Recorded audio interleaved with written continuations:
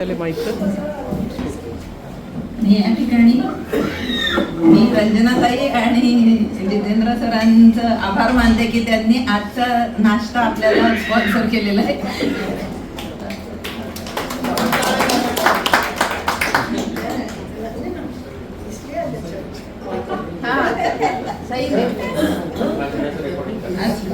First येणारे member भगवान पाठक साहेब आलेले होते. हो, पण ते म्हणतात की मी दरवेळी असतो, आता दुसऱ्या भगवान सरांना विनंती करते की त्यांनी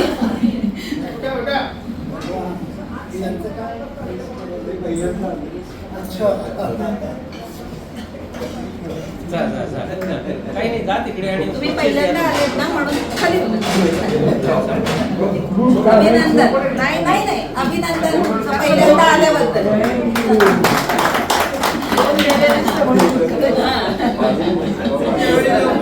पुढच्या वेळेला परत या.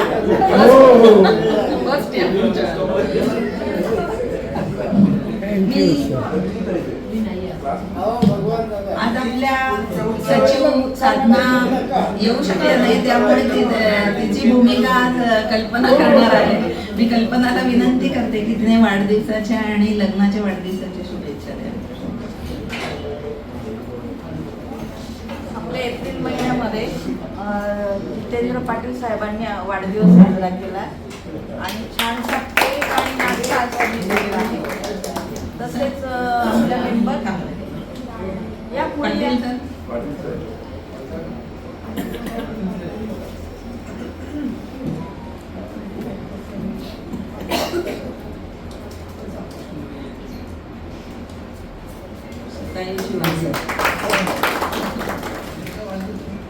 तसेच 5 एप्रिलला आशाताई होळकर यांनी वाढदिवस साजरा केला. आलेल्या नाहीये. होळकर साहेबांना मी विनंती करते की त्यांनी त्यांच्या तर्फे स्वीकार करावा. अशापर्यंत आमच्या भावना पोहोचवा. धन्यवाद कल्पना. मी आजच्या आपल्या कार्यक्रमाचे प्रमुख वक्ते प्राध्यापक हर्षवर्धन कडेपूरकर सरांना विनंती करते की त्यांनी स्टेजवर यावं. आणि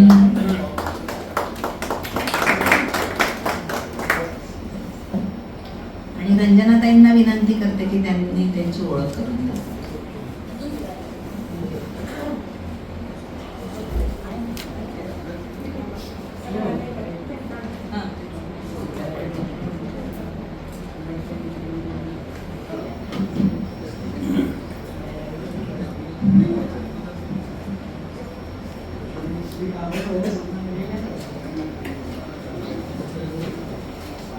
जिल्हा अध्यक्ष कल्पना, जिल्हा सेक्रेटरी कल्पना आजचे आपले सन्माननीय वक्ते प्राध्यापक प्राचार्य हर्षवर्धन कडेपूरकर सर, सौ कडेपूरकर आणि त्यांचे मित्र डॉक्टर बडवे, मिसेस बडवे आणि माझ्या सगळ्या जिवलग मित्र मैत्रिणींनो नमस्कार. बालकवींनी म्हटलंय की श्रावण मासी हर्ष मानसी, पण आपल्याकडे चैत्रातच हर्ष आज आलेले आहेत कडेपूरकर सरांच्या रूपाने. सरांचा BYK महाविद्यालयामध्ये त्यांनी प्राचार्य आणि इंग्रजी चे प्रमुख विभाग प्रमुख म्हणून जवळजवळ 38 वर्ष सातत्याने अध्यापनाचं काम केलेलं आहे. ते माजी निमंत्रक इंग्रजी अभ्यास मंडळ महाराष्ट्र राज्य माध्यमिक उच्च माध्यमिक शिक्षण मंडळाचे ते सदस्य राहिले बरेच वर्ष आणि ते माजी उपाध्यक्ष आणि विश्वस्त कुसुमाग्रज प्रतिष्ठानचे म्हणजे आमच्या कुटुंबातले आहेत. त्यांनी इंग्रजी विषयामध्ये MA करून हैदराबाद इथला post graduate diploma in teaching advance English केलेला होता आणि ब्रिस्टल युनिव्हर्सिटी ऑफ लंडनमध्ये MPhil केले. प्रशिक्षणाचा अनुभव त्यांचा दांडगा आहे.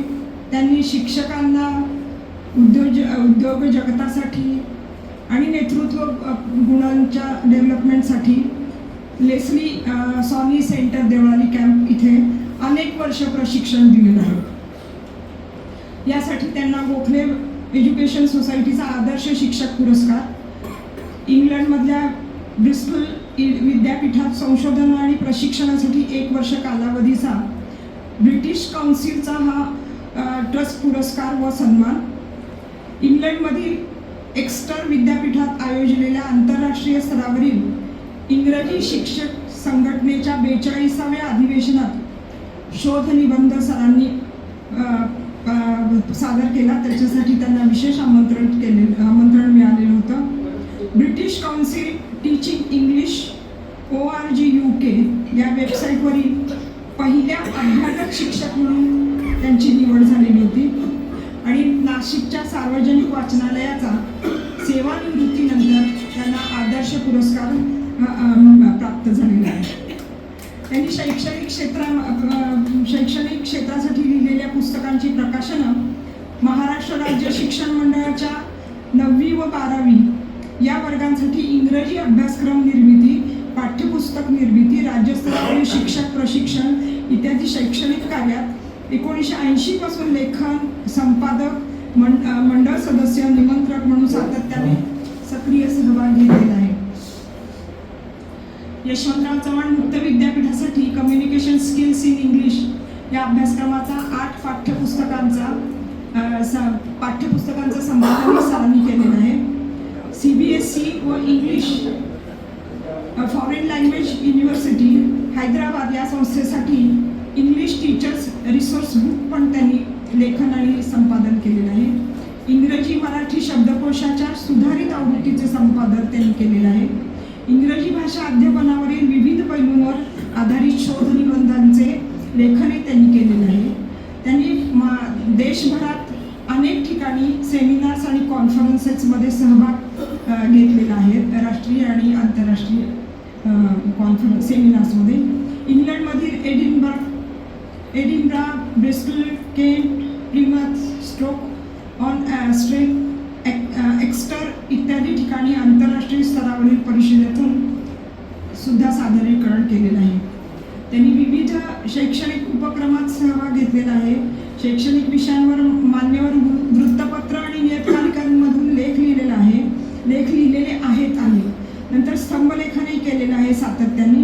देशविदेश पर्यटन करणे आणि कुसुमाग्रज प्रतिष्ठानशी आजही ते कार्यरत आहेत आणि वाचन, चिंतन आणि लेखन, व्याख्यान, बांधकाम आणि श्रोत्यांना भेटणं हे त्यांचे आवडते छंद आहेत. म्हणूनच ते आमचे आता मित्र आहेत जास्त करून, म्हणजे प्रतिष्ठानच्या व्यतिरिक्त. आणि सरांनी ह्या पेगी मोहनवरती खूप चांगला लेख या यंदाच्या दिवाळी अंकात, ललितच्या दिवाळी अंकात लिहिलेला होता. म्हणून त्यांना खूप दिवसांपासून मी फॉलोअप करत होते, सर एकदा त्या विषयावर बोला, कारण बाकीचे विषय आपल्याला बरेच माहिती असतात पण हे नाव पण आपण ऐकलेलं नव्हतं कधी. तर तो लेख वाचल्यानंतर त्या सरांचे पण म्हणजे त्यांना एवढं खात्री नव्हती वाटतं आमच्या श्रोत्यांची, काय माहिती थोडं काही ना काहीतरी अडचणी येत गेल्या. पण आज योग आला तर मी सरांना विनंती करते की त्यांनी पेगी मोहन या विदुषींबद्दल आमच्याशी त्यांचे विचार शेअर करावे. धन्यवाद. थँक्यू.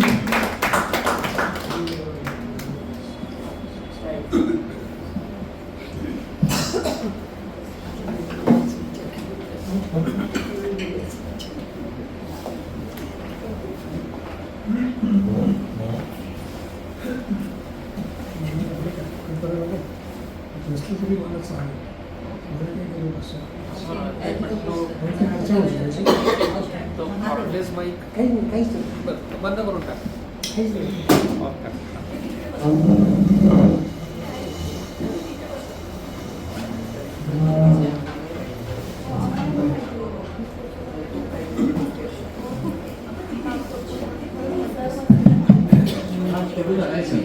Hello hello.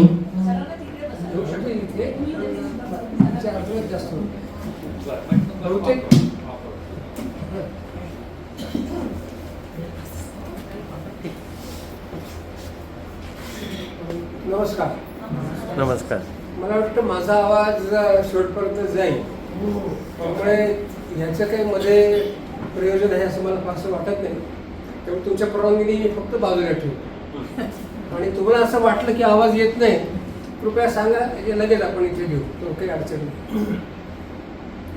सुरुवातीलाच तुम्हा सगळ्यांना वंदन करतो. आज रंजनाताईंच्या आग्रहामुळे तुम्हा सगळ्यांना भेटण्याचा मला योग आला. यापूर्वी पण याच सभागृहात तुमच्या त्या कार्यक्रमात मी सहभागी झालो होतो. पण रुचारचं व्याख्यान होतं त्या दिवशी श्री शिवायच्या मुलीचं. त्यावेळेला रंजनाताईंनी बोलवलं होतं ऐकायला, पण मला कल्पना नव्हती की मला बोलायला पण इथेच बोलवलं. पण त्यांनी बोलवलं आणि मी आलो आहे. त्यामुळे रंजनाताई, दोन्ही कल्पना मॅडम आणि इतर सर्व पदाधिकारी किंवा सदस्य या छोट्या ग्रुपचे जीवलगच त्याला म्हटलेले आहे. त्यामुळे सर्व जीवलग तुम्हा सगळ्यांना नमस्कार. आज आता मला असं वाटलं होतं की बा फार मोठा काहीतरी परिचय वगैरे करून दिला तर काय होतं की असं दडपण येतं थोडंसं. त्यामुळे आधी मला रंजनाताईंचे आभार मानले पाहिजे की त्यांनी फार कमी वेळामध्ये हे सांगितलं. तर कारण होतं, मला एक प्रसंग आठवतो. अशाच एका ठिकाणी त्या वक्त्याचा असा परिचय करून की वक्ताच तर म्हणजे आता हे काय काय सांगतात आपल्याबद्दल, त्यामुळे त्याचं दडपण त्या वक्त्यावर येत होतं. आणि मग नंतर मग परिचय संपला आणि मग तो वक्ता उभा राहिला. पण लोकांची अपेक्षा खूप वाढलेली आहे, कारण यांनी सांगितलं हे असे वक्ते, ते तसे वक्ते असं जर रंजनाने काही सांगितलेलं नाही आहे. मी मला हे त्यांचं त्या प्रसंगाचं मी सांगतोय. आणि मग आता हे अशा त्याच्यावर प्रेशर वाढत गेलं की हे काय काय सांगितलं आहे, या लोकांच्या अपेक्षेला आपण पुरं पडणार आहे की नाही. आणि म्हणून त्यांनी आपलं प्रयत्नपूर्वक चालू होतं प्रयत्न. पण त्यांनी पाहिलं की बा 2-4 मिनटं लोक शांत बसलेले आहेत, पण नंतर चुळबुळ सुरू झालेली आहे किंवा सांगितले ते आणि हे 2 वेगळ्या व्यक्ती दिसत आहेत होते. त्यांचं वर्णन केलं आणि म्हणून त्यांना अस्वस्थ झालं. आणि मग अस्वस्थ प्रेक्षकांची तेवढेच अनाक्षरी वक्ते होते किंवा हे अस्वस्थ आहेत म्हणजे यांना काही हे आपल्या बरोबर काही फारसे नाही आहे. पण त्यांनी आपल्याला रेटून नेण्याचा प्रयत्न केला त्याला वेळ. पण नंतर त्यांनी पाहिलं की आता हे फार अवघड दिसतंय. तेवढ्याच मागच्या बाजूला इथे पण दार आहेच बघा. त्या दारातनं एक असा मनुष्य आला प्रचंड आणि हातात दांडू वगैरे. तर वक्ता गेला घाबरून. आणि मग साहजिकच त्यावेळेला आता काय हे फारच राबवले दिसत आहे. मग ते जवळ यायला लागले. त्यांनी सांगितलं की मी थांबतो होतो पण कृपया मला काय तू नाही नाही तुम्ही तर आमचे पाहुणे आहात. आपण काय म्हणतो अतिथी देवो हो. त्यामुळे मी तुम्हाला काहीच करणार नाहीये. तुम्हाला ज्यांनी कोणी आणलं त्याच्याकडे कशी काही रंजनाताईंवर येऊ नये अशी फक्त सुरुवातीला विचार करतो, प्रार्थना करतो आणि सुरू करतो. मग अशी रंजनाताईंनी बोलताना उल्लेख केला की हा ललित मासिक हे साधारणपणे 63-64 साली सुरू झालेलं आज अव्याहतपणे इतकी वर्ष चालू असलेले नाही. मी काही त्याची जाहिरात करत आलेलं नाही, फक्त तुम्हाला परिचय म्हणून सांगतो.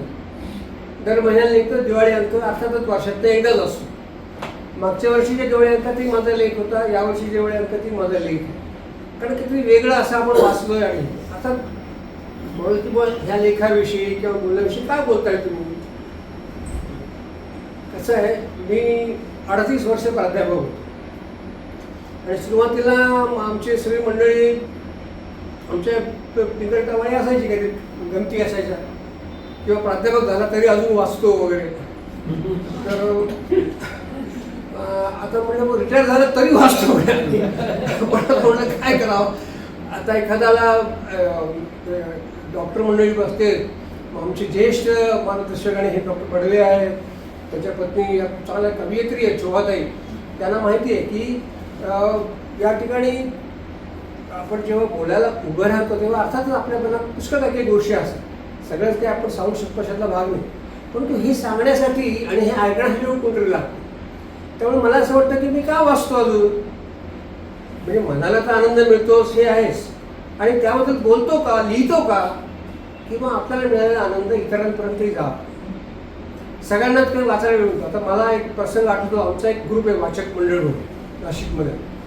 त्याच्यामध्ये डॉक्टर्स आहेत, इंजिनियर्स आहेत, सगळ्या प्रकारचे लोक आहेत. पण छोटा ग्रुप आहे. आता त्या याच्यामध्ये सुद्धा म्हणजे वाचक मंडळ आपण जेव्हा म्हणतो तेव्हा त्यांना उत्सुकता असते की बाबा मागच्या वर्षी मी एका वेगळ्या लेखकाबद्दल लिहिला होता. तर त्याच्यावर विचारलं की मग तो खूपच म्हणजे पुस्तक आहे तो एवढी सगळी काही वाटतं मला शक्य नाही, वेळ नाही. बरोबर आहे, डॉक्टर आहे, प्रॅक्टिस आहे. तर यातलं एक कुठलं वाचू सांगेल मला आनंद आहे, तुम्हाला उत्सुकता वाचते तर अमुक हे पुस्तक वाच. तसंच याच्यामध्ये सुद्धा असं आहे की रियान त्यांच्याबद्दल बोलणार आहे, त्याचं नाव पेगी मोहन. तर या पेगी मोहन कोण आणि त्यांच्याबद्दल मी का बोलतोय आणि तुम्ही का ऐकायचंय हे साहजिकच तुमच्या मनात प्रश्न असेल. पेगी मोहन, आता मोहन हे नाव आहे बरोबर, पण पहिलं नाव आहे पेगी. याचा जन्म आहे वेस्ट इंडिजमधला, त्रिनिदादचा. आता हे वेस्ट इंडिजमधला आणि मग आपला काय संबंध तोही सांगतो. या पेगी मोहन ज्या आहेत त्याच्या 3-4 पिढ्या आधी तेव्हा तरी म्हणजे आजोबा पणजोबा तेव्हा त्यांची वडील कुणीतरी त्या काळामध्ये बघा जगातल्या काही भागामध्ये इथली माणसं जात असत कामासाठी, जगण्यासाठी शब्द वापरतो. ब्रिटिशांचं दीर्घकाळ इथं राज्य होतं, त्याच्या आधी मुघलांचं राज्य होतं आणि सर्वसामान्य रयतेला काही जे पाहिजे ते काय जगण्याची भ्रांत होती. त्यामुळे तिथल्या शुगर फॅक्टरीजसाठी, शुगर फील्डसाठी काम करायला इथून लोक घेऊन जायचे. गुलाम नव्हते ते, पण वेठबिगारी होती. ते ॲग्रीमेंट होतं. त्याला शब्द फार गमतीचा येतो, त्याला गिरमिटियास म्हणायचे. आता गिरमिटियास हा शब्द जो आहे हा अपभ्रंश आहे ॲग्रीमेंटचा. ॲग्रीमेंट म्हणून तर गिरमिटियास झालं. तर हे सगळे लोक शिपमध्ये जायचे आणि मग त्यांना ते जातानाच माहिती असतं की आता आपले हे पास्ट तोडलेले, आपण कुठे जातो हेच माहीत नाही, तर परत येण्याचा प्रश्न कुठे येतो. आणि मग अशा जे एका पिढीतनं ते गेलेले तिकडे, त्यांचे आईवडील, वाडवडील मी म्हणेन, आईवडील म्हणणं बरोबर नाही, कारण ते तिथे गेले पण अर्थात तिथेच मग स्थिरावले, त्यांचे एकमेकांचे ऋणानुबंध झाले आणि तिथे या पेगीचा जन्म झाला त्रिनिदाद. पण तोपर्यंत पुष्कळ गोष्टी झाल्या होत्या, डेव्हलपमेंट झाली होती आणि त्यामुळे ती शिकली चांगली, पदवीधर झाली वेस्ट इंडिजमध्ये. आणि मग पदवीधर झाल्यानंतर डॉक्टरेटसाठी म्हणून मिशिगन युनिव्हर्सिटीत गेली आणि PhD कशात आहे, त्याची मुख्यतः भाषा वैज्ञानिक आहे, लिंग्विस्ट होता मी, स्टुडंट ऑफ लिंग्विस्टिक्स. त्रिनिदादची भोजपुरी आता बघा 4-5 पिढ्या गेलेल्या आहेत पण अजून भोजपुरी काही गेलेली नाही. घरामध्ये आपापसात भोजपुरी बोलताय आणि या भोजपुरीवरच तिचं पहिलं PhD आहे मिशिगन युनिव्हर्सिटीतलं. आणि मग तिथेच तिला तिच्या जीवनाचा सहकारी भेटला, त्याचं नाव मोहन. आणि मग त्याच्याशी लग्न करून 78 सालीच ती दिल्लीमध्ये आली आणि तेव्हापासून आजपर्यंत म्हणजे जवळजवळ 46-47 वर्ष ती दिल्लीमध्येच आहे. म्हणजे भारतीयच आहे, भारतीय नागरिकच आहे. पण त्या बाईंची गंमत अशी आहे की त्या मूळ त्यांचं भाषा विज्ञान म्हणजे लिंग्विस्टिक्स, पण विविध गोष्टीत इंटरेस्ट, संगीतात इंटरेस्ट आहे, बॅले डान्समध्ये इंटरेस्ट आहे, चांगले मुलांसाठी काहीतरी वेगळे फिल्म शोज करायचे निमित्त आहे, TVचे काहीतरी प्रोग्राम्स करायचे आहे, असं खूप विविध इंटरेस्ट. ते एकाच जागी नाही. आणि मला वाटतं की जी जास्त वेगळ्या माणसं असतात ना त्यांना वेळ असतो, कारण त्यांना काही प्लॅनिंग करावं लागतं. त्यामुळे तिने अशा विविध गोष्टीमध्ये तिने रस घेतला आणि काम केलेलं. त्यांचं पहिलं पुस्तक जे आलं ते भाषा विज्ञानावरचं आलं. नॉर्मली कसं असतं की भाषा विज्ञान पाठक सोडला तर बाकी मंडळींना लिंग्विस्टिक्स विषयी काही फारशी माहिती कारण नाही, पण लिंग्विस्टिक्सवर मी पहिलं भाषणही करणं योग्य नाही. लिंग्विस्टिक्स म्हणजे भाषा विज्ञान, भाषेचा इतिहास किंवा भाषेचं वर्णन वगैरे अशा अनेक गोष्टी त्याच्यामध्ये येतात. भाषेचं स्ट्रक्चर शोधणं, त्याचा अभ्यास करणं, तुलनात्मक अभ्यास करणं खूप खूप मोठा विषय आहे. मग त्यामुळे त्यांचं पहिलं पुस्तक त्याच्यावरचं आहे आणि नंतर मग आणखी एक पुस्तक आलं. पण त्याच्यात ते पहिलं पुस्तक जे आहे ते आमच्या एका सहज मित्रांनी मला सांगितलं की अरे हे मी वाचण्याचा प्रयत्न करतो पण मला काही कळत नाही, ते पिजिन काय, क्रेओल काय, हे काही मला काही कळत नाही. तर म्हणून मला तू वाच आणि मला सांग. म्हटलं ते मला म्हणाल हे म्हटलं मी वाचायचं पुस्तक आहे. पण ते पहिलं असं मला पुस्तक सापडलं की भाषा विज्ञानावर असूनही, आता विज्ञानाची विद्यार्थी तर बहुतेक जण आहेत, डॉक्टर साहेब सगळे आहेत, की विज्ञानाचं पुस्तक किंवा भाषा विज्ञानाचं पुस्तक सुद्धा साधारणपणे एक निरस, कंटाळवाणं असं साधारणपणे चित्र असतं. पण दुसरं पुस्तक तर अत्यंत रंजक होते. म्हणजे मी काही कादंबरी वाचतोय काय अशा पद्धतीचं. मला ते जुनी आठवण आहे, त्यांचे जुने एक सहाध्यायी भेटले या ठिकाणी. आम्ही बरोबरच कॉलेजमध्ये 63 साली विद्यार्थी म्हणून गेलो देशकुटीमध्ये. त्यांनाही आठवत असेल त्या काळामधलं सुद्धा लॉजिक वगैरे विषय असायचा आणि लॉजिक म्हणल्यानंतर मग लोकांची घाबरगुंडी उडायची. आणि जी पुस्तकं होती ना मराठीतली किंवा इंग्रजीमधली ती अत्यंत निरस कंटाळवाणी अशी पुस्तकं असायची. पण चक्क नासी फडक्यांनी लिहिलं पुस्तक आणि ना त्यांनी सायकोलॉजीवर लिहिलं, लॉजिकवर लिहिलं. आता नासी फडके लिहिणार तर रंजकच लिहिणार ना. आता तिथं काही हिरोईन आले मग काहीतरी रोमॅन्टिक वगैरे असं काही नव्हतं. पण त्या देखील भाषेवरची हुकमत होती, शैली होती आणि रसाळपणे कसा एखादा विषय समजून सांगावा असं त्यांच्याकडे कौशल्य होतं. त्यामुळे आम्ही पण त्यावेळेला म्हणजे मी 64-65 सालची गोष्ट सांगतो की ही नेहमीची पुस्तकं काळे कल्याणकर हुळे वगैरे अशी पुस्तकं वाचायची की बाजूला ठेवून फडक्यांची पुस्तकं वाचायची. हा विषय रंजकता पाहिजे. पेगी मोहनचं वैशिष्ट्य असं आहे की ते पुस्तक भाषा विज्ञानाचं असलं तरी तुम्हाला इंग्रजी हल्ली तो शब्द खूप कॉमन आला अनपुट डाऊनेबल की तुम्हाला खाली ठेवणार नाही असं ते पुस्तक आहे. इतकं रंजक पुस्तक की अरे गोष्टीवर गोष्टी त्यातून ती बरोबर तिला जे सांगायचं ते सांगते. त्या पुष्कळ गोष्टी आहेत सांगण्यासारख्या, त्यातल्या मी काही सांगणार आहे. पण दुसरं एक पुस्तक आलं आणि ते झाल्यानंतर तिने चक्क 3 कादंबऱ्या लिहिली. पहिली कादंबरी आहे जहांजीर नावाची, दुसरी कादंबरी आहे द यंगेस्ट सस्पेक्ट म्हणून आणि तिसरी कादंबरी द सी मायनर म्हणून. तर ह्या 3 कादंबऱ्यावर मी विस्तृतपणे या दिवाळी अंकातल्या लेखात लिहिलेलं आहे. पण आता अगदी ताजी बातमी सांगायची म्हणजे आपल्या मंडळीमध्ये कोणाकडे इंडियन एक्सप्रेस येत असेल तर कृपया कालचा पेपर बघा. कालचा इतकं ताजं सांगतोय. कालच त्या इंडियन एक्सप्रेसमध्ये पेगी मोहनचा एक कॉलमभर लेख आहे आणि तो कशावर आहे ते आणखी इंटरेस्टिंग आहे. त्याचं टायटलच सांगतो बघा तुम्हाला, मी तुम्हाला वाटेल की काय. We need to find ways to make Indian languages talk to each other. भारतीय भाषांचा एकमेकांशी संवादच की नाही. मी म्हणलं अरे हा खरं म्हणजे साने गुरुजींनी आंतरभारतीची कल्पना मांडली ती काही फारशी वेगळी नाही. कशी होती दुर्दैवानं आम्ही भाषेच्या भिंती उभारण्यातच जास्त रस घालतो. खिडक्या नाही उघडल्या, दारं नाही उघडली. आमची मराठी आणि पुन्हा ते शुद्धतेच्या त्याच्या अशा भ्रामक कल्पनेमध्येच आम्ही हे रस्व आहे का शीर्घ आहे, वय म्हणावं का नाही म्हणावं काय याच्यामध्येच आम्हाला खूप रंजकता वाटते आणि माझ्यामध्ये गंमत वाटते. खरं म्हणजे प्युअर इम्प्युअर वगैरे असं काही नसतं. भाषा असते, भाषा असते आणि मग ती माझी अशी असेल. आता म्हणजे काहीला मला माझं उदाहरण जरा अतिशयोक्त वाटतं पण पेशवे मंडळी पुण्याच्या ऐवजी सटाण्याला जर असती बघा हसले हो तर ऐराणी हीच मराठीची प्रमाण भाषा झाली असते. हे मात्र जबाबदारीने विचार करतो. पुणेरी मराठी म्हणजे कुठेतरी वरतून टपकले असं काही नाहीये. केवळ त्याच्यामागे खरं म्हणजे शुद्ध व्यवहार असतो. एका बाजूला पॉलिटिकल असतं, दुसऱ्या बाजूला इकॉनॉमिक असतं. म्हणजे या सगळ्या गोष्टीच्या एकत्र होऊन ते एखादी भाषा प्रमाण भाषा होते. त्यामुळे पुणेरी मराठी आज पुणेरी मराठी आपल्याला प्रमाण भाषा वाढत असली तरी त्यावेळेला ते जर खानदेशमध्ये आले असते, सटाण्याला असते तर खानदेश मराठी आमची ऐराणी सुद्धा मराठीची प्रमाण भाषा झाली असते. त्यामुळे ही कमी आहे ही पुढे असं काही नसतं. हे सगळं ही बाई सांगते या पुस्तकामध्ये आणि ती सांगताना तो हा लेखच तसा आहे कालच्या इंडियन एक्सप्रेसमध्ये.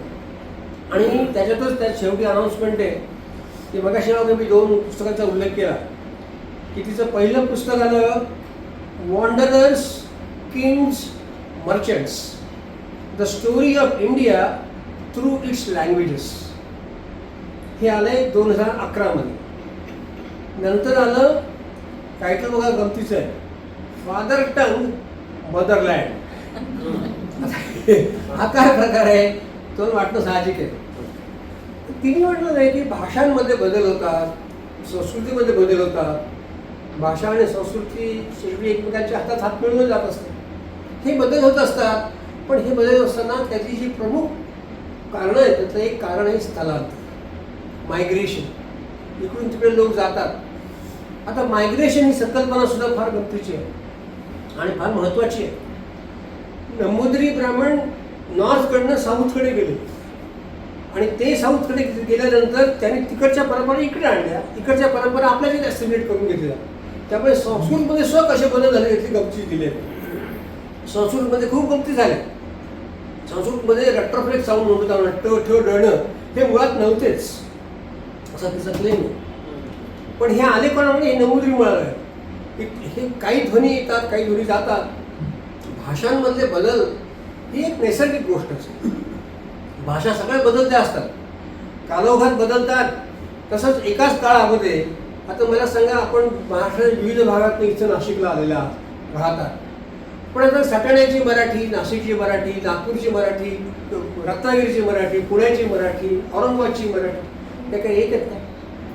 फरक आहेतच. ध्वनीमध्ये फरक आहे, स्ट्रक्चर्समध्ये फरक आहे, साध्या साध्या प्रचारात फरक आहे. हे फरक असणार, हे वाटणारच आहे. हे असे डिफरन्सेस भाषांमध्ये आहेत आणि हे नैसर्गिकरित्या आहेत आणि हे आपण स्वीकारलेच पाहिजे. याला हसावं त्याला टांगावं असे काही गोष्ट असते. असाच हा भाषाशास्त्रीय दृष्टिकोन आहे. तर हिने जे पहिलं जे पुस्तक लिहिलं आहे वॉन्डरर्स, किंग्स, मर्चंट्स, तर ही जी मंडळी आहे, आता त्याचं मराठी भाषांतर आलेलं आहे या पुस्तकाचं. मेघना भुसकुटेंनी फार सुंदर मराठीत त्याचं पुस्तक केलेलं आहे. आणि दुसरं पुस्तक आलं फादर प्लस मदरलँड. आणि आता तिसरं पुस्तक सप्टेंबरमध्ये येतं आहे, फ्रेमिंग द फ्युचर. आता ते काय मला माहीत नाही, कारण ते आलेलंच नाही आहे. पण ही दोन्ही पुस्तकं आत्ता माझ्याकडे आहेत. तिसरं पुस्तक मी घ्यायचंच आहे. त्यानंतर तिच्या 3 कादंबऱ्या आल्या. जहाजीन. आता जहाजीन शब्द बघा गमती कसा आहे. मी मगाशी उल्लेख केला की इथले गरीब भारतीय, विशेषतः बिहार, उत्तर प्रदेश त्या भागात, बंगाल सुद्धा त्यावेळी इथं जगणं अशक्य. दुष्काळ पाठोपाठ दुष्काळ, ब्रिटिशांचा अंमल, त्यांच्या स्वतःच्या याच्यामध्ये जाणारच.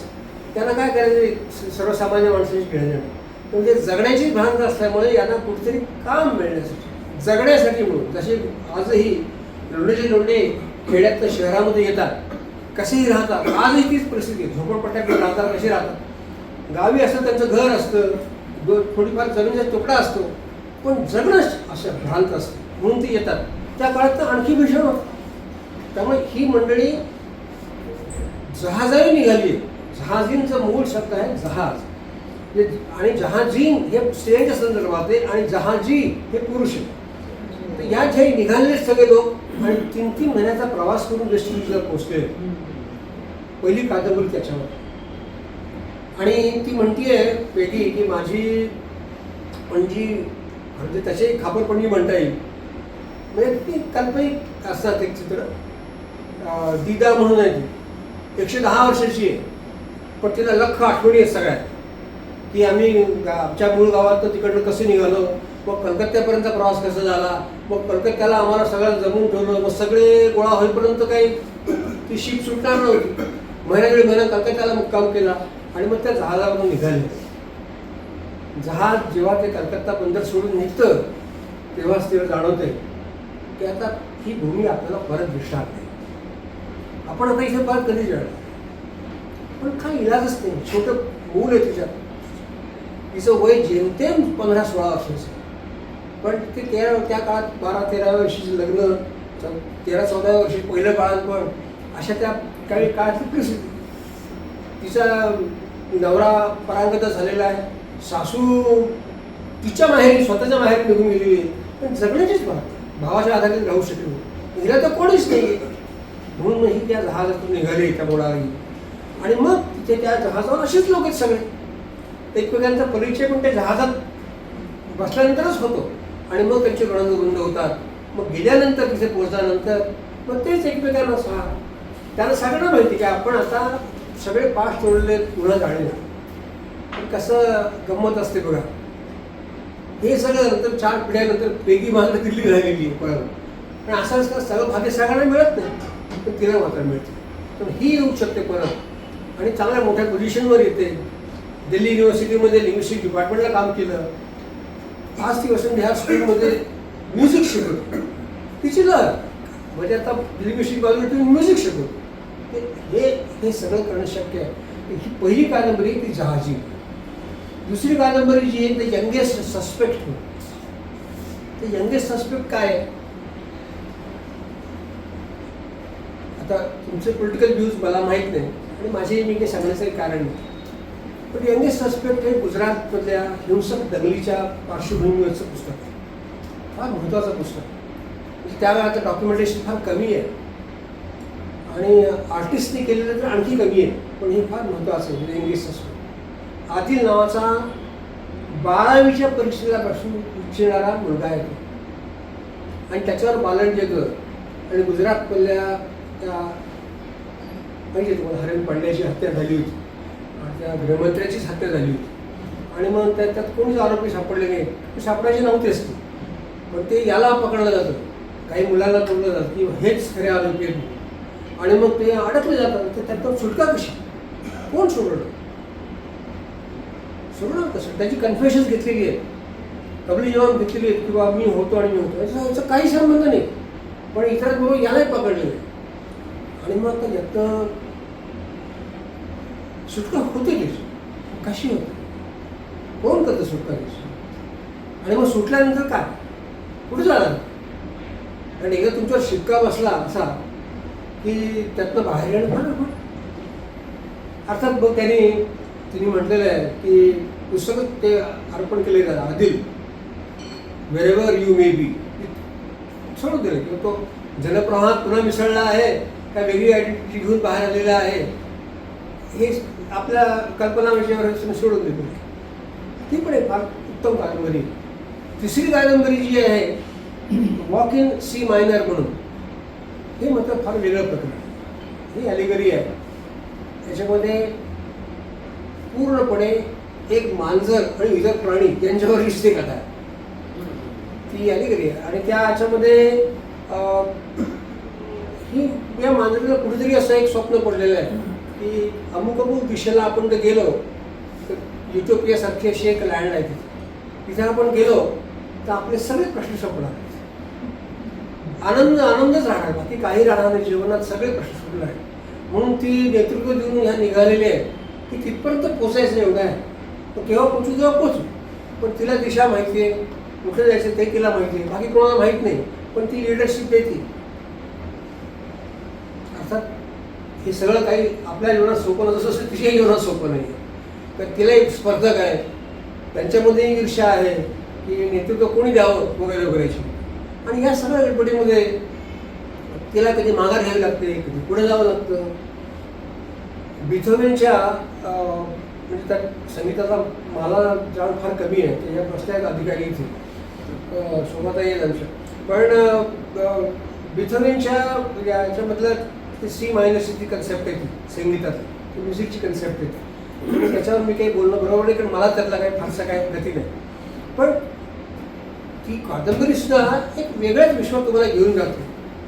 आणि बिथोवेनची ते विशेषतः वॉर म्हणजे आपल्याकडे बघा पाहिजे काय परंपरा आहे, युद्ध म्हणजे समराच्या ह्याच्यामध्ये मंढ्यांची गाणी किंवा लोकांना आणखी उत्तेजना मिळावी म्हणून म्हणण्याची गाणी अशी युद्ध ना, तसं की बा या ती ही सगळी जी चालली आहे, हा जथ्था चालू आहे सगळा तिकडे अननोन लँडकडे, त्या सगळ्यांमध्ये असं ते कुठली म्युझिकचं ते वातावरण की त्यांनी त्यांना सगळं एकत्र बांधून ठेवलेलं आहे. आणि आणखी पुन्हा एक कुठल्या तरी विषयकुषी व्यक्तींनी असं त्याला पुढे पुढे जायचं आहे, हे येतं कुठून सगळं त्या संगीतातली ती जादू त्याच्यामध्ये सुरू येते. तर थोडक्यात फक्त या 3 कादंबऱ्यांचा मी तुम्हाला सांगितलं. आता मी फक्त या 2 भाषाशास्त्रातल्या पुस्तक त्यातल्या थोड्याशा निवडक गोष्टी फक्त सांगणार आहे.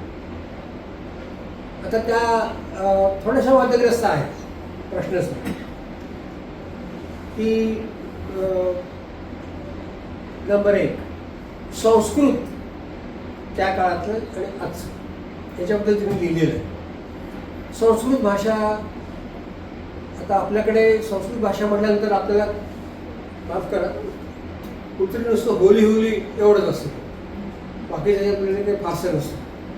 कारण त्या आता म्हणजे मलाही आठवतं, मी तो प्रसंग माझ्या या लेखात लिहिलेलं आहे, नाव घेऊन लिहिलेलं आहे. मी जेव्हा BA करत होतो यशवंती कॉलेजमध्ये, त्यावेळेला माझा एक मित्र होता आणि त्याला चांगला हुशार होता. मग इंग्रजी घ्यायचं BA स्पेशल तर संस्कृत घ्यायचा हा मला प्रश्न होता. मनापासून संस्कृत खूप आवडत होतं. मग त्याच्यात तो हेड डिपार्टमेंटला भेटला. ते म्हणाला की सर मला समृद्ध झाला किंवा मी BA संस्कृत घेऊ का इंग्रजी घेऊ. ते म्हणाले की तू संस्कृत घेतला तर माझा आनंद होईल की मला एक चांगला विद्यार्थी संस्कृतला मिळेल. उद्या तू कदाचित विद्यापीठात पहिलाही येशील, गोल्ड मेडलही तुला मिळेल. पण पोटापाण्याचं काय करशील? हा प्रश्न केव्हाचा आहे? 64-65 सालचा आहे. आज परिस्थिती वेगळी नाही. मी नावं घेऊन सांगू शकतो आणि जबाबदारीने सांगू शकतो की मी 38 वर्ष मी या ठिकाणी डोंगरी सोसायटी कॉलेजेसमध्ये काम केलं. नाशिक रोडला BY केला, HPTला.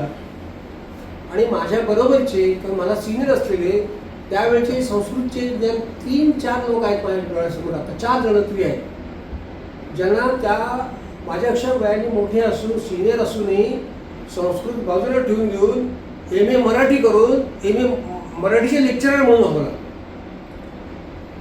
ही परिस्थिती मला कॉमेंट नाही करायची, चांगलं वाईट मला काही म्हणायचं नाही. पण ही व्यावहारिक बाजूची आहे ही संस्कृत घेऊन तुम्हाला कळणार काय? तुम्ही हेड डिपार्टमेंट म्हणतात की बाबा रे तू पोटापाण्याचं काय करशील, तुला नोकरी कोण मिळणार, कुठे मिळणार नाही. हे जे मी सांगतोय की हे तिने पण दिलेलं आहे तुम्ही, पण त्याचं त्यांनी आणखी फार वेगळ्या पद्धतीने लिहिलेलं आहे. तुमच्या परवानगीने त्यातला काही भाग मला वाचून दाखवावासा वाटतो की तुम्हाला लक्षात येईल की काय म्हणतात. ते संस्कृतची पोझिशन कशी आहे.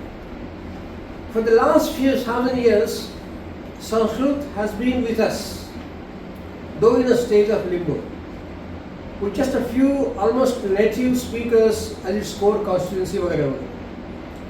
Sanskrit has been for us something precious, almost unearthly, fixed in the firmament and remote from our ground level day-to-day activity. म्हणून मी म्हटलं जे होली जे म्हटलं मी त्या अर्थ म्हणतो.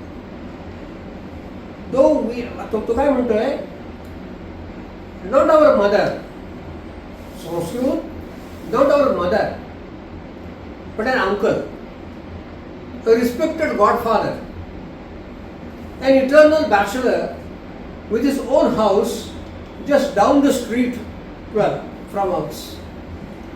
Though we are not his children, some of us like to visit him and soak up his wisdom. But at the end of the day, we all return to the busy, mundane world we share with our parents and siblings, for we must eat. We must eat. So, हे पेगीचं असं दाखवले, पेगी मोहन त्या पुस्तकात काय म्हटलं. To our minds though, he is still the stellar one in our family, the fountainhead of all our pride, and from time to time we close our eyes and indulge in the family, indulge in the fantasy that we belong in that neat home where nothing is ever out of place, and the view out the window is of a landscape that existed once upon a time. त्याच प्राचीन सगळ्या वैभव वगैरे जे काय आहे त्याच्यामध्येच सगळं हे प्रत्यक्ष परिस्थिती काय आहे वेगळी सांगते. मी सांगत नाही, वेगळी सांगते प्रत्यक्ष परिस्थिती काय म्हणजे त्याचा रेलेव्हन्स काय राहील. आणखी 2-3 गोष्टीचा फार आणखी गमतीचं आहे. एक उदाहरण दिलं आहे आणि ते चक्क कोणी दिलं आहे. आता माधव देशपांडे हे नाव काही तुम्हाला माहिती असतं कारण नाही. माधव देशपांडे हे मुळातले पुण्यातले, माझ्यापेक्षा एखाद्या वर्षाने मोठे असतील, जास्त मोठे नाही. संस्कृतचे प्राध्यापक कुठे, Michigan university, head the department of Sanskrit, Michigan university America. आता अलीकडे ते जर्मनीला जाता येणार. त्यांनी फार गमतीचं उदाहरण दिलं. एक आश्रमशाळा आहे आणि तिथे गुरुजी आहेत ते सगळं कंट्रोल करतायत, सगळं नियंत्रित करतायत आणि काही कारणाने त्यांना बाहेर जावं लागेल काही कामासाठी. पण शिष्यानं सगळं कामगिरी ते पाठांतर वगैरे असतं ना वेदांचं आणि हे सगळं पाठांतर त्यांना बसवलेलं आहे सगळे. त्यांच्या पत्नी त्या आहेत इथे, त्या काही गेलेल्या नाही, त्या आहेत. त्यांच्या कानावर पडतंय हे शिष्य काय म्हणतात आणि एक शिष्य काही बरोबर उच्चार करत नाही. त्याला बसवलंय समोर.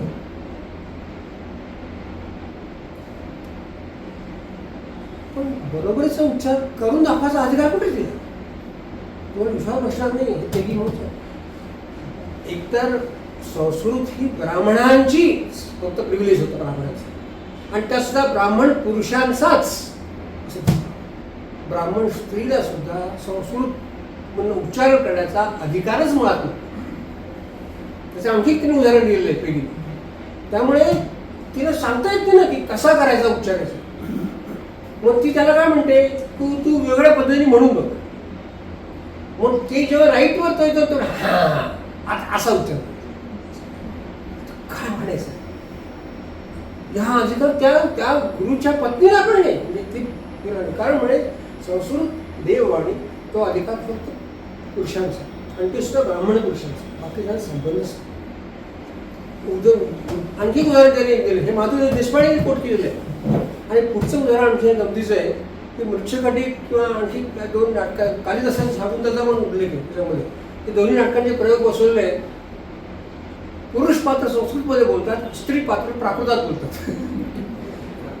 कारण त्यांना अधिकारच नाही. म्हणजे संस्कृतची आपण सांगतोय, पण परिस्थिती काय आहे, आणि ही मंडळी जबाबदार मंडळी आहे. बेगी असो किंवा माधव देशपांडे असो, मोठमोठ्या विद्यापीठामध्ये प्रचंड अभ्यास केलेली, प्रचंड त्याचं संशोधन केलेली ही माणसं आहे.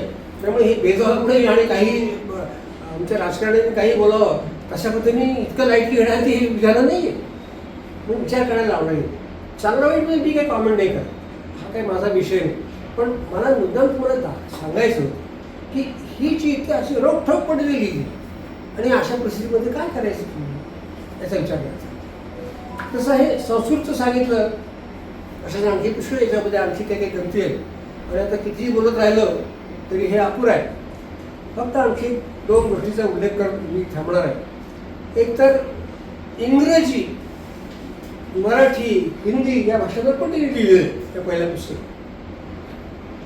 ती म्हणाली इंग्रजांचा आपल्यावर अंमल होता 150-200 वर्ष. त्या काळामध्ये इंग्रजी जेवढी महत्वाची नव्हती तेवढी जास्त महत्वाची आता झालेली. त्यातले एक पण फार सुद्धा वर्णन आहे की आता ती नोकरशहा जी होते, आता इकडून काय मोजकी माणसं येणार नाही इथे, सगळ्या येणे शक्यच नाही. पण सगळा कलेक्टर इंग्लंडचा असेल, पण मामलेदार, तहसीलदार ही जी माणसं होती ही तर इथलीच माणसं होती. आणि मग त्यांना ऑफिसमध्ये साहेबाशी बोलताना इंग्रजी किंवा ड्राफ्टिंग इंग्रजी याला पर्यायच नव्हता. ते ठीक होतं ना. पण ऐका, with the arrival of this new crop of नंतर त्यांनी म्हटलेलं आहे की सुरुवातीला जे ब्रिटिश भारतामध्ये आले ते पुन्हा स्थलांतरितांसारखंच आहे. आता मगाशी मी नंबूद्री ब्राह्मणांच्या स्थलांतराचा उल्लेख केला. आणि एक गमतीची गोष्ट अशी आहे की स्थलांतर करणारे पुरुष स्त्रिया जात नव्हते, कारण ते शेवटी ॲडव्हेंचर होतं. काय होणार आहे तिथे, काय नाही, नवीन मुलखात जायचं आहे. पण नंतर ते पुरुष इथे स्थिर आले आणि स्थानिक प्रणाली बंद केली. स्थानिक स्त्रियांशी त्यांनी लग्न केली. स्थानिक स्त्रियांशी लग्न केल्यानंतर स्थानिक स्त्रियांशी नंतर जी मुलं झाली, आता ही मिक्स ब्रीड झाली. साहजिकच होतं, त्या काळात झालेली सगळी. त्याची मोठी मी उदाहरणं दिलेली आहे की ह्याच्यामध्ये त्यातनं काय काय प्रश्न निर्माण झाले आणि काय काय झाले त्या तपशात मी जातो. फक्त मला हे सांगायचं आहे की सुरुवातीच्या काळामध्ये, पण नंतर सुएझ कॅनल ओपन झाला आणि मग ब्रिटिश स्त्रिया पण भारतात यायला लागल्या. त्यांना येणं सोपं झालं.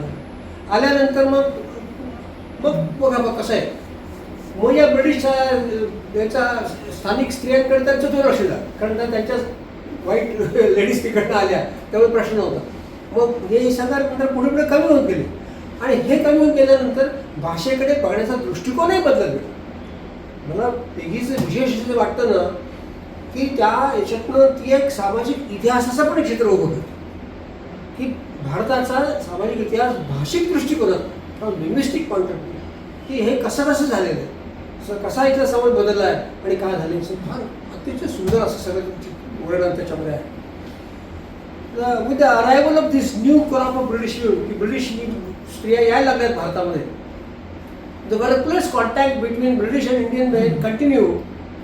ऑफिसमध्ये तर काही स्त्रिया येत नव्हत्या, त्यामुळे यांचं तेव्हा ऑफिसमधलं काम चालू होतं. As the wheels of empire had to keep rolling. But in their private lives both these communities kept strictly to themselves. British त्यांचं आमचे लोक आमचे. सोळं काय होतं बघा. Did this bother Indians who worked for the British government? It doesn't seem so. ब्रिटिशांकडे का काम करू मी, माझं ब्राह्मणत्व किंवा माझं जे आहे त्याचं काय याची चिंता नाही त्यांनी केली. It doesn't seem so. The old ones in our families who knew the British never seemed to talk about them. It is almost as if they were never there at all.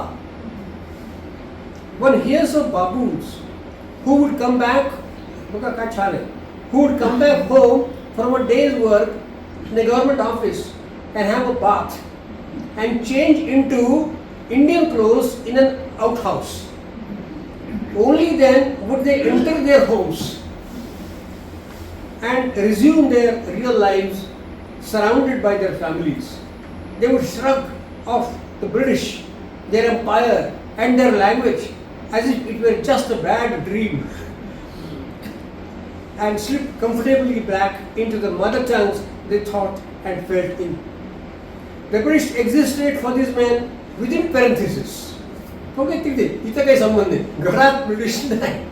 Parentheses.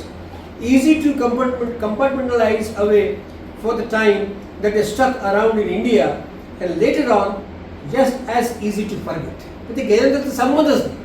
कोण ते, आपला काय संबंध. Two, it seems, can play at the dismal game of apartheid. Indians used to, आता हे पण आपल्याला माहिती अजूनही, used to keeping separate crockery. अशी आहे separate crockery. Drinking glasses for acquaintances साठी सुद्धा, for acquaintances from outside the community. हा जात असूनही पूर्णपणे गेला असं मी तर काय म्हणणार नाही.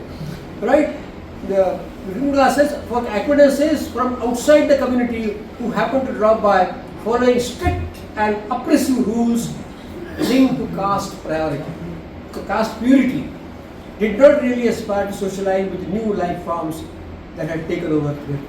आता हे सगळं जे आहे हे मुळात वाटण्यासारखं. आता हा माझा विषयच आहे भाषेचा अभ्यास, भाषा विज्ञान, त्यामुळे मला हे मला मी त्याचा इंटरेस्टिंग भाग जो आहे तो मुद्दा तुमच्या पुढे फक्त मांडला की संस्कृत विषयी काय होतं, इंग्रजी विषयी काय होतं. आणि तिचा क्लेम असा आहे, कालच्या इंडियन एक्सप्रेसमधला आर्टिकल आणखी वेगळा पुढे 4 पावलं पुढे गेली होती की भारतीय भाषांची एकमेकांची भावबंधनच ते. आम्ही फ्रेंच शिकतो, आम्ही जर्मन शिकतो, कशासाठी?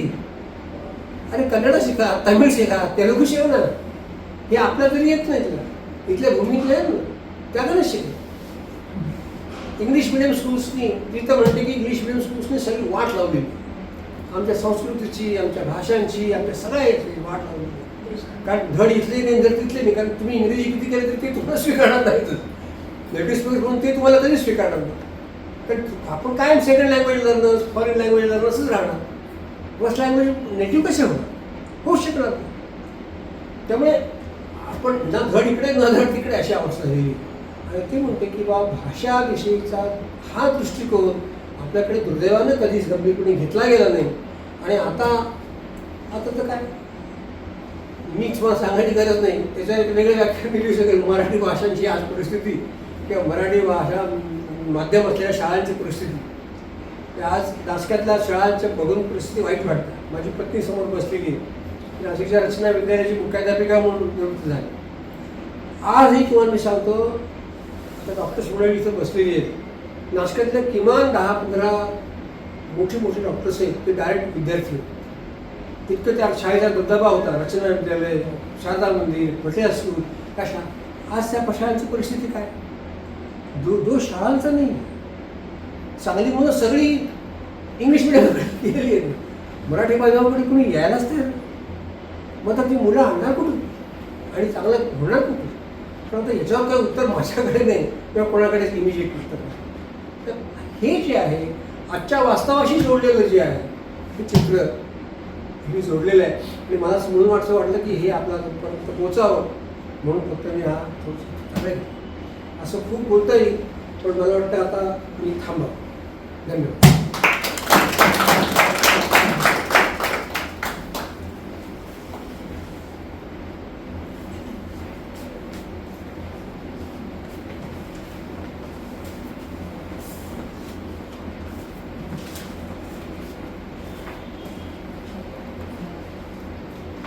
एक शेवटचं सांगतो, ही सगळी पुस्तकं माझ्याकडे आहेत, पण मला फार जुनी आठवण आहे.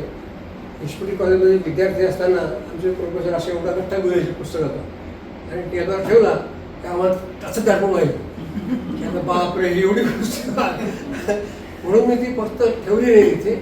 फक्त तुम्हाला एक दृष्टिकोन म्हणून बघा, ही तिसरी नॉवेल ही number walk in C minor, ही जी आहे ही दुसरी द यंगेस्ट सस्पेक्ट आणि हे जे आहे ते जहाजी ही पहिली आहे. या तिन्ही कादंबऱ्या आणि हे दोन लेवी शिसोची पुस्तकं, हे जे म्हटलं आहे तर वॉन्डरर्स, किंग्ज आणि मर्चंट्स, आणि हे दुसरं लेवी शिसोचं पुस्तक फादर टंग आणि मदरलँड, ही दोन भाषा विज्ञानाची पुस्तकं आणि या तीन कादंबऱ्या. आणि आता हे तिसरं पुस्तक येतं येते सप्टेंबरमध्ये. नंतर मला भेटलं तुम्ही तेही तुम्हाला दाखवली. अशी चांगली पुस्तकं आपल्याकडे असावी ही आता माझ्या मित्रांनी मला दिली आणि ही मात्र ॲमेझॉनवर घर बसल्या आपल्याला मिळाली. थँक्यू. धन्यवाद.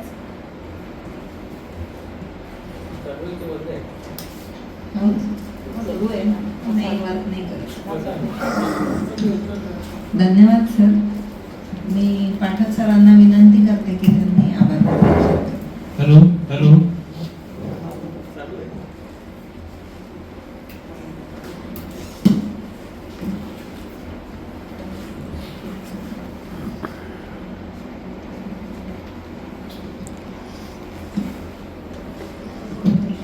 मला मात्र माईक लागतो. पेगी मोहन या अतिशय चतुरस्त्र लेखिकेची प्राध्यापक हर्षवर्धन कडेपूरकर यांनी अतिशय धावती पण अतिशय इंटरेस्टिंग रीतीने ओळख करून दिली. मला स्वतःला खूप आनंद वाटला की खूप वर्षानंतर प्राध्यापक कडेपूरकर सरांचं व्याख्यान मला ऐकायला मिळालं. आमची खूप जुनी ओळख आहे. सरांनी जसं सांगितलं की इंग्रजीमध्ये दोन विषय असतात, एक लिटरेचर आणि दुसरा लिंग्विस्टिक्स. पण सरांना अर्थातच आठवत असेल की 1980 साली इंग्लिशमध्ये एक नवीन डिसिप्लिन सुरू झाली होती आणि त्याचं नाव म्हणजे ELT, इंग्लिश लँग्वेज टीचिंग. तोपर्यंत इंग्लिश लँग्वेज टीचिंग हे सायन्स असं मानलं जात नव्हतं. पण 1980मध्ये नाशिकमध्ये पहिल्यांदा तो विषय आला आणि सगळ्यांना नवीन विषय होता. आणि लकीली आय वॉज लकी की मी त्यावेळी सरांचा विद्यार्थी होतो ELT या विषयाचा. आणि इतका तो नवीन विषय होता की त्याची पुस्तक वगैरे काहीच अवेलेबल नव्हती. इंग्लंडमध्ये वगैरे तो एस्टॅब्लिश्ड विषय होता पण आपल्याकडे नवीन होता आणि त्यावेळी इंटरनेट वगैरे काही नव्हतं. त्यावेळी एक 4-5 प्राध्यापकांची एक कमिटी नेमून त्यांनी सांगितलं की तुम्ही काहीतरी करून पुस्तक तरी तयार करा म्हणजे विद्यार्थ्यांना होईल. आणि कडेपूरकर सर त्या कमिटीमध्ये होते ELTच्या. तर ही ओळख सांगण्याचं कारण असं की पेगी मोहन ही खूप चतुरस्त्र लेखिका आहे, ते आपण आपल्याला सरांनी सांगितलंच. पण एका चतुरस्त्र लेखिकेचा परिचय हा चतुरस्त्र प्राध्यापकच करून देऊ शकतो. आणि सरांचं व्यक्तिमत्व जसं रंजनाताईंनी सांगितलं ते अतिशय वेगवेगळ्या विषयांमध्ये त्यांना नेहमी इंटरेस्ट वाटत आलेला आणि त्यामुळे खूप गोष्टी ते वाचत असतात. दुसरा त्यांच्यातला मला सिमिलॅरिटी अशी वाटली जे त्यांनी पेगी मोहनबद्दल सांगितलं की लिंग्विस्टिक्स हा विषय अतिशय रसाळ रीतीने सांगितला. आणि कडेपूरकर सरांचं पण नेहमी हे वैशिष्ट्य होतं की अतिशय आता इंग्लिश लँग्वेज टीचिंग हा सुद्धा तसा निरस विषय होता पण सोपा करून सांगणे किंवा रसाळ करून सांगणे, विद्यार्थ्यांना त्याच्यात इंटरेस्ट निर्माण करणे हे त्यांनी नेहमी वेगवेगळ्या विषयात केलं. कॉमर्समध्ये सुद्धा ते जेव्हा शिकवत होते त्यावेळी कॉमर्समधले जे विषय असतात ते तसे वृक्ष असतात पण सरांनी ते नेहमी अतिशय सोपे करून आणि रसाळ करून सांगितलेलं आहे. ते नेहमी खूप काही काही वाचत असतात ते त्यांनी आपल्याला सांगितलं. आणि एखाद्या पेगी मोहनसारखे इतकं जिने लिहिलेलं आहे, एक प्रॉलिफिक रायटर असं आपण ज्याला म्हणतो, इतक्या वेगवेगळ्या विषयांवर लिहिलं त्याची 40 मिनिटामध्ये ओळख करून देणं याच्यामध्ये धोका असा असतो की लोकांना त्याच्यात फारसा इंटरेस्ट न वाटतं ते म्हणतील काय आहे पेगी मोहन कोण आणि आम्हाला कशाबद्दल सांगताय, पण तसं न होता उलट आपल्या सगळ्यांना त्याच्यामध्ये अतिशय रस निर्माण झाला आणि मला खात्री आहे की त्यातले निदान काही गोष्टी तरी आपण निश्चित वाचू. मी त्यातल्या 2 गोष्टी इमिडिएट वाचणार आहे. लकीली माझ्याकडे इंडियन एक्सप्रेस आहे, तो त्यामुळे सरांनी जे सांगितलं की कालच्या इंडियन एक्सप्रेसमध्ये let the Indian languages talk to each other, इतकं मला ते इंटरेस्टिंग वाटलं की खरंच एक पेगी मोहन सारखी स्त्री जी वेगळ्या देशामध्ये खूप तरुण वयात जाते, अमेरिकेमधून त्या ठिकाणी PhD करते आणि her whole life she spends in talking and writing about Indian languages. आणि सरांच्या याच्यात तळमळ मला जाणवली की आपण मात्र इथे राहणारे, या मातीमध्ये राहणारे लोक, आपल्याला मात्र फारशी त्याच्याबद्दल आस्था अशी दिसत नाही. भाषा ही केवळ एक संप्रेषणाचं मीडियम, माध्यम म्हणून आपण त्याच्याकडे बघतो, पण उगवत्याच्यामध्ये कडेकोरकर सरांनी जे सांगितलं की भाषेमध्ये खूप प्रकारचं राजकारण, समाजकारण आणि वेगवेगळ्या प्रकारचे जे इंटरपर्सनल कम्युनिकेशनचे, माणसांमधल्या संबंधांचे वेगवेगळे नमुने येतात, त्याच्याकडे आपण कायम दुर्लक्ष करतो. पेगी मोहनच्या माध्यमातून कदाचित आपण ते गैरसमज दूर करू शकतो. तर इंडियन एक्सप्रेसमधला लेख मी पहिल्यांदा वाचणार. आणि दुसरं मला जे त्या ठिकाणचं गुजरात दंगलीबद्दलचं सस्पेक्ट, काय त्याचं नाव एक्झॅक्टली, द यंगेस्ट सस्पेक्ट, ते जे पुस्तक आहे ते इमिडिएटली वाचायचं आहे. आणि अगदी बरोबर त्यांनी सांगितलं की गुजरात दंगलीबद्दल ह्या टाईपची पुस्तकं ही फारशी कुठे आलेली नाही आहे. जी पुस्तकं आलेली आहेत ती कुठली तरी विशिष्ट बाजू घेऊन लिहिणारी अशी पुस्तकं आहेत, पण एका पर्टिक्युलर व्यक्तीवर फोकस करून त्या सस्पेक्टबद्दल लिहिणं आणि गुजरात दंगलीच्या पार्श्वभूमीवर ह्या प्रकारचं लिहिणं हे मला खूप वेगळं वाटलं. तर ते पुस्तक मी डेफिनेटली वाचणार आहे. प्राध्यापक कडेकोरकर यांनी आपल्याकडे ते आले आणि खूप ओघवत्या भाषेमध्ये एका खूप नवीन विषयाचा अतिशय चांगल्या रीतीने खूप तळमळीने परिचय करून दिला. याबद्दल मी त्यांचे आभार मानतो आणि अध्यक्षांना विनंती करतो की त्यांनी आपल्या क्लबच्या वतीने आभाराचं प्रतीक म्हणून त्यांना हे दान केलं. धन्यवाद प्राध्यापक कडेकोरकर.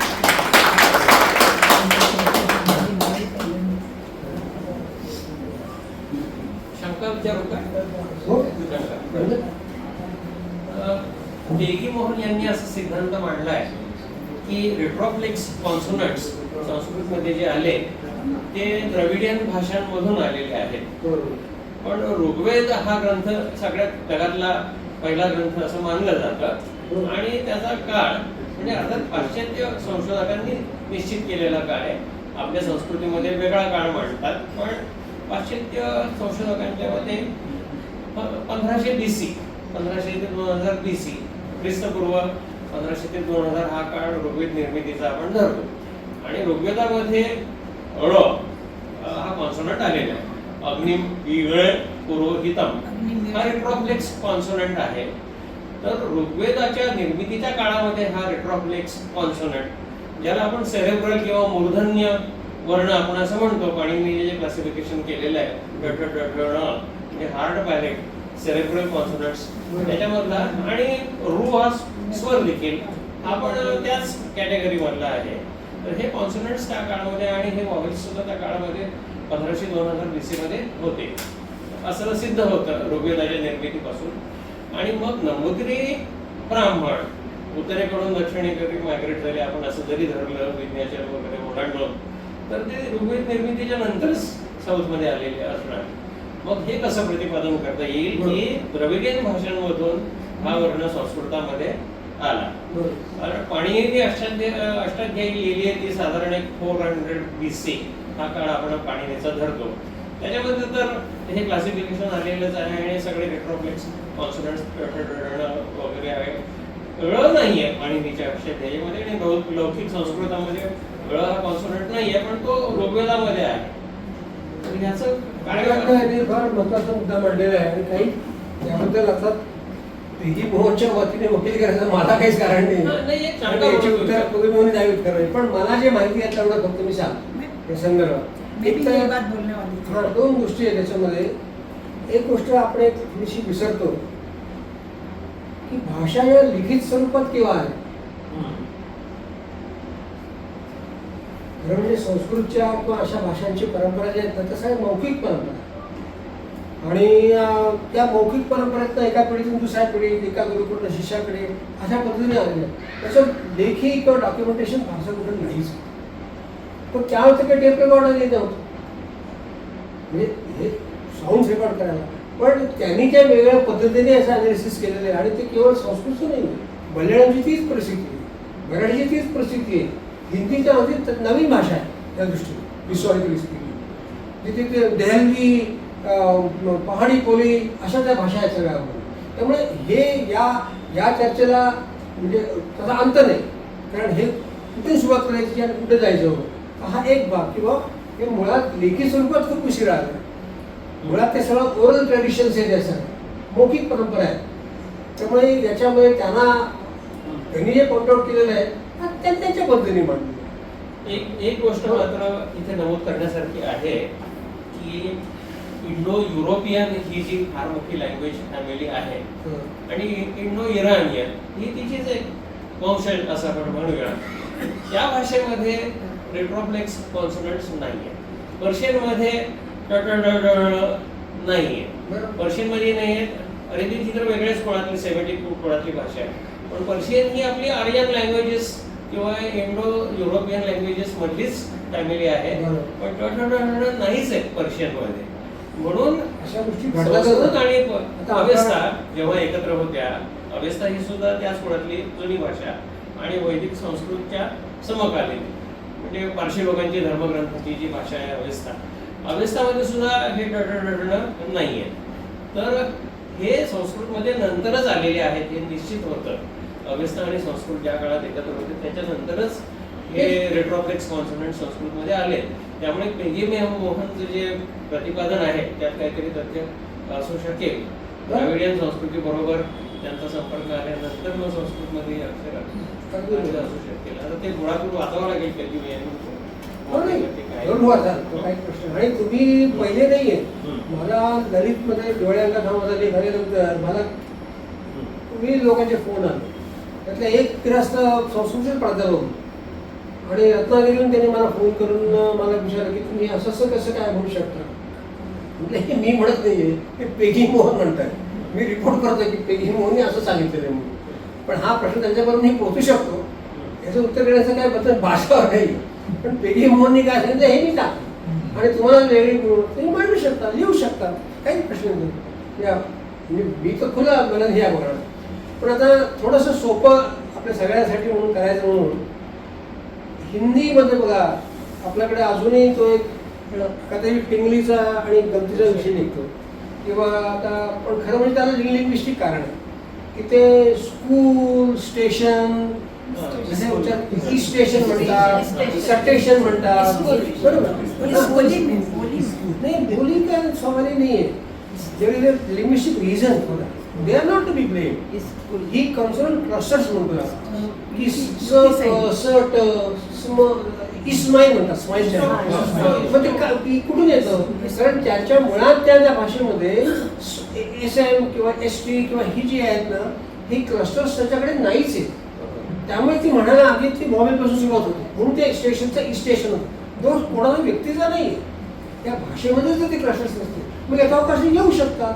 भाषांमध्ये जसे हिस्टॉरिकली चेंज होतात ना भाषा, तशा प्रादेशिक लेवलवरही भाषा बदलतात. त्यामुळे याच्यात चेंजेस होत असतात. तर तसाच तिने पॉइंट आउट केलं की संस्कृतमध्ये हा भाग काय नव्हता तो नंतर आला, मल्याळममध्ये नव्हता तो आला आणि मग तिने तिच्या पद्धतीने प्रूफ केलेले कोणच. भाषेमध्ये मौखिक परंपरा म्हणजे प्रश्नांचं उदाहरण की हो खानदेशात असं डायरेक्ट आपल्या इथे आपण जे बोलतो मराठीमध्ये त्याच्यामध्ये आता जर तुम्ही आपण दूरदर्शनावर नेहमी मराठी बातम्या ऐकतो. बऱ्याच वेळा काय होतं बरेचसे चांगले सुशिक्षित लोक शिकलेले माणसं मला भेटलं बक्षीस भेटलं बक्षीस भेटलं बातम्यांमध्ये मराठी बातम्यांमध्ये तिथे बोलत असतात. काय असतं आज आपले आपण सगळं मराठी माणसं ते ऐकत असतो. हा शब्द जेव्हा भेटला आणि मिळाला याच्यातला जो आपण मिनिंग जर काढलं तर भेटणं हे व्यक्ती भेटतात, मिळालं म्हणजे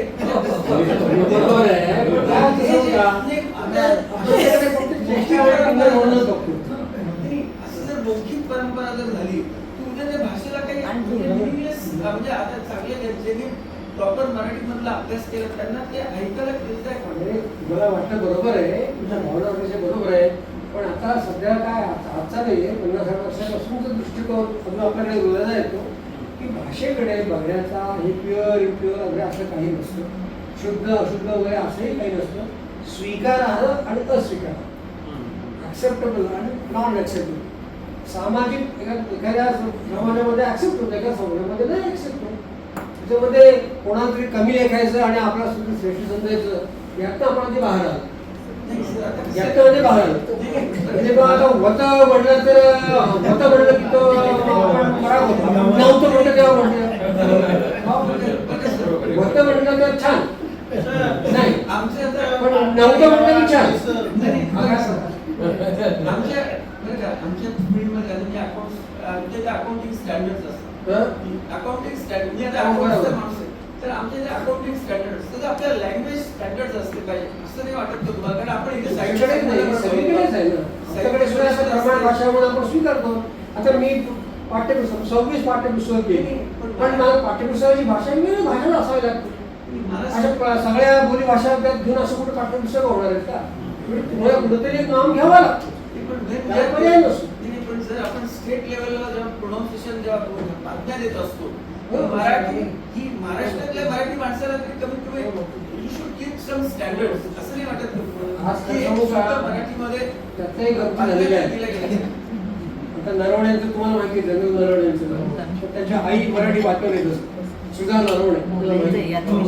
मराठी बातम्या किती वर्ष त्या सुधा नरवणे बातम्याच्या बातम्या द्यायच्या. आता त्या ज्या बातम्या असायच्या तशा बातम्या तर राहिल्यात. पुणे मराठी नाशिकला ऐकू येत नाही, फक्त नाशिक मराठी नाशिकला ऐकू येतो.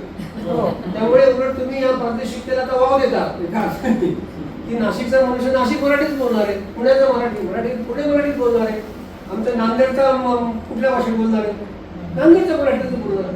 हे अपरिहार्य आहे. त्यामुळे हे तुम्ही जे म्हणताय ना की एका बाजूला हे आपल्याला स्टँडर्डायझेशन पाहिजे, म्हणजे हे प्रमाणीकरण पाहिजे, हे ठीक आहे ना, शिक्षण प्रत्यक्षात नाही होऊन आपण जे आता साहित्य संमेलन मी याचं उदाहरण दिलं इंग्रजी आणि मराठीचं, किंवा इंग्रजी ते तिकडे ऑफिस घरात मागणी त्याला मागणं हे सोडलं. तर तसंच जे आहे ना, तसं जे ऑफिस सुद्धा होतं किंवा औपचारिक भाषा मी आमच्या आता पाठ्यपुस्तकाला विचारा की मी फर्निचर व्याख्यान देऊ शकतो, विचार करत असतो, वर्गाला गेलो की माझं फर्निचर